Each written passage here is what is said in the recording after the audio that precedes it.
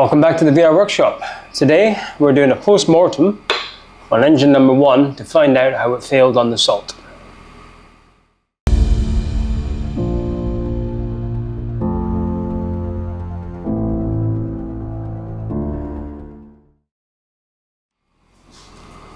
So for those of you who've been following our land speed record endeavour, you'll know that we had an engine failure, we had 2 engine failures, along with a couple of wheel bearings and a clutch and various other bits and pieces.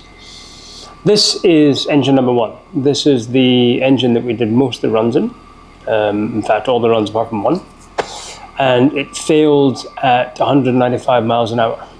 This engine still did get us the qualifying time, but it failed just before the 3 mile and we coasted through the flags and we still managed to qualify.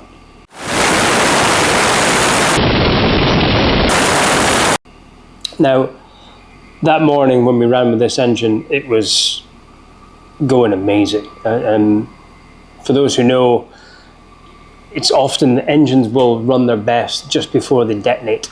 And this was no different. It was far faster than any runs that we'd done in the past. And we qualified for the record in the 3 mile as opposed to going to the 5 mile. But it let go. So curious to know what happened. We've literally just got this back. The workshop's still covered in boxes. We haven't unpacked anything, but I am dying to know what happened with this. So we're going to pull the heads off and pull the cylinders off and see what damage is in here. When we did this engine change on the Salt, it was done in a bit of a rush and we ran into problems. We had to get the motor out, we had to strap the bike to the back of the rental truck, use the tail lift to actually lift the engine back in and out.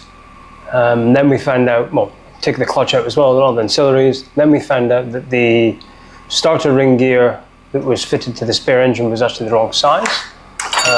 This one, because Ducati make them in 1-tooth differences, who knew? So we had to pull the engine back out and change that. And then we realized the sprout clutch in the flywheel was in backwards, which was another problem, so we had to pull it out again. Took us 9 hours to do that engine change. So we didn't really have time to look at this engine at all to find out what was wrong with it. It was literally, side casing was thrown on and it was thrown in the back of the truck. Then it was thrown in the box and flown back.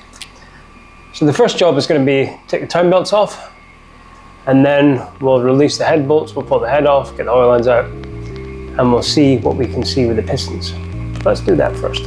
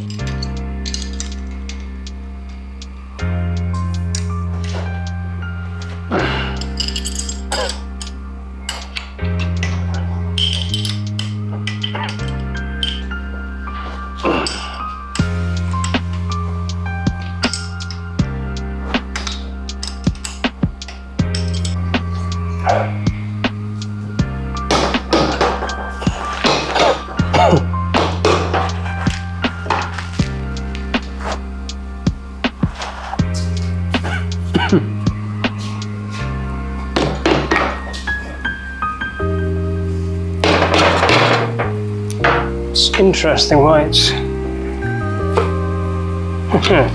sticking.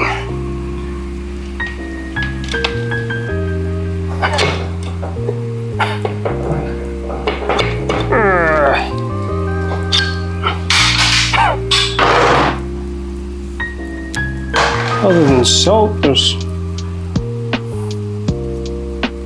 not too much wrong with what's in there, surprisingly.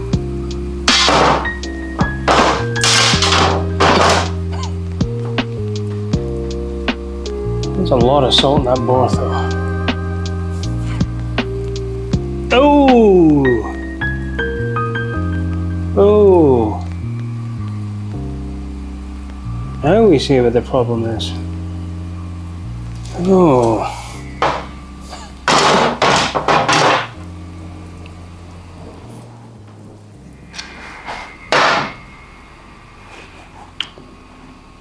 Okay, we found the issue with number 1. All will be revealed shortly. Let's remove number 2.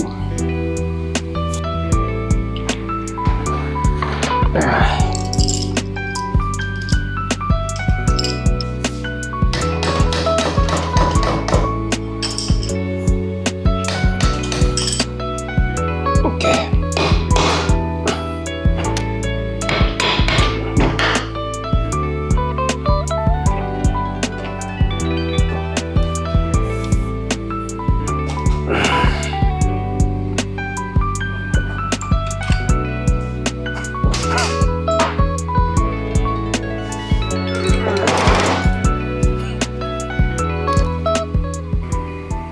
So, good news and bad news.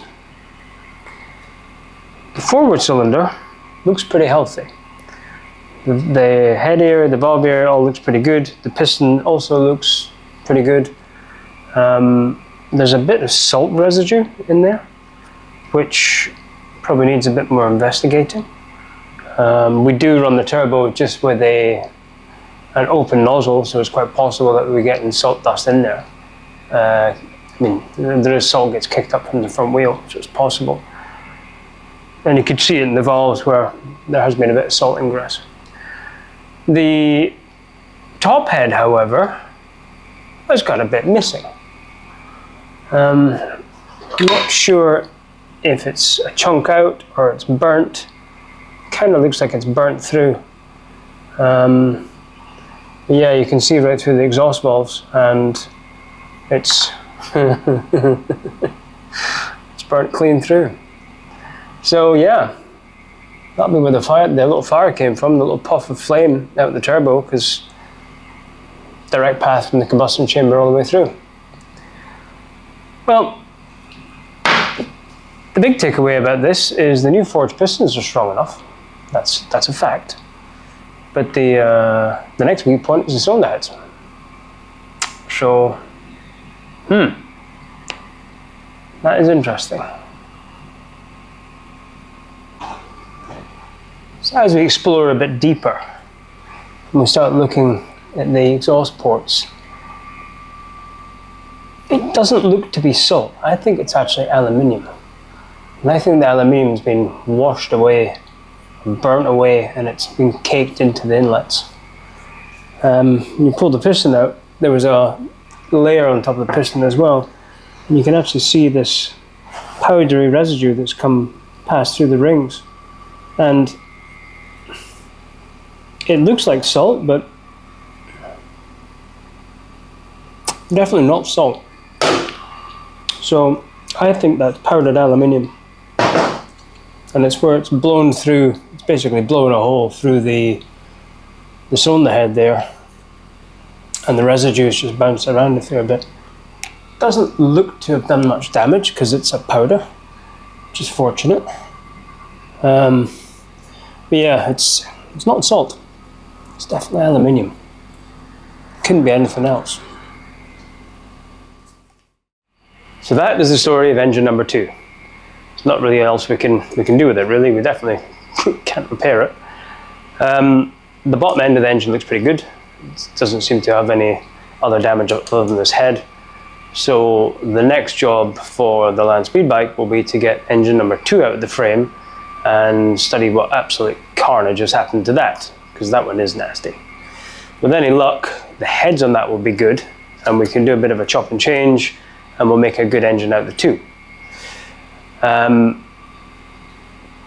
Priscilla is going to a bike show at the end of this month, or start of next month. So it leaves us with a bit of space to start something else.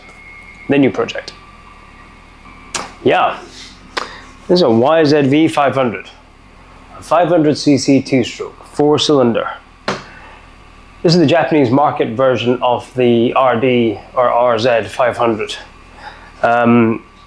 They were detuned for the Japanese market, but the aluminium frame, as opposed to the steel frame in the RDs, saved about 10 kilos. So that's what got around the Japanese market restrictions. It's a 1985. It's in very good condition.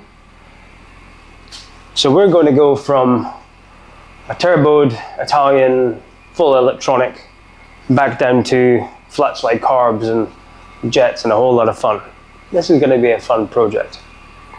But it's not going to be like this. So if you want to know what we're going to do with this, stay tuned for the next video. Thanks for watching.